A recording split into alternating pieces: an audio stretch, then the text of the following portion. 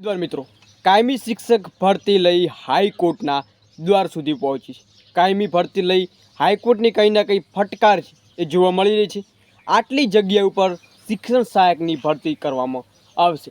મિત્રો એકવાર છે વિડીયો છે અંત સુધી નિહાળો જેથી માહિતી તમને પૂરી મળતી રહે। શું હાઈકોર્ટ દ્વારા મહત્ત્વની અપડેટ આપવામાં આવી છે? કાયમી ભરતી મુદ્દે હાઈકોર્ટે છે એ શિક્ષણ વિભાગને કંઈ ના કંઈ ફટકાર લગાવતા જોવા મળી રહી છે। તો મહત્વની અપડેટ છે મિત્રો, કાયમી ભરતી રિલેટેડ અપડેટ છે જેથી અંત સુધી માહિતી મેળવો।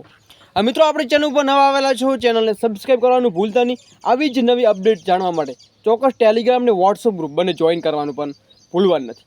તો તમે જોઈ રહ્યા છો કે ગુજરાત સરકાર શિક્ષણ વિભાગ સચિવાલય ગાંધીનગરથી 11/2/2011ના જાહેરનામા મુજબ જે તે ક્રમ અનુસાર સરકારશ્રીના સ્થાયી ઠરાવો અને જોગવાઈઓ અન્વયે રાજ્ય સરકારી અનુદાનિત માધ્યમિક અને ઉચ્ચતર માધ્યમિક શાળાઓમાં ગુજરાતી અંગ્રેજી માધ્યમિકમાં આ શિક્ષણ સહાયક અંગે વર્ષ 2016ની ભરતી પ્રક્રિયા પૈકી હાલની સ્થિતિએ જિલ્લા કક્ષાની ઉપલબ્ધ ખાલી જગ્યાઓ પર નામે હાઈકોર્ટ દ્વારા થયેલા CSCA નંબર પ્રમાણે અન્ય ગ્રુપ જે મેટરોના કારણે 16/1/2024ના ચુકાદા અન્વયે સદૈવ ભરતી પ્રક્રિયા હાથ ધરવા અંગેની હાઈકોર્ટની ફટકાર છે એ શિક્ષણ વિભાગ દ્વારા કરવામાં આવી રહી છે।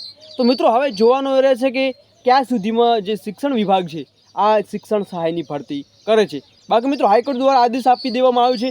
હવે કંઈ નવી અપડેટ મળતા ચોક્કસ જણાવવામાં આવશે। જય હિન્દ, જય સંવિધાન।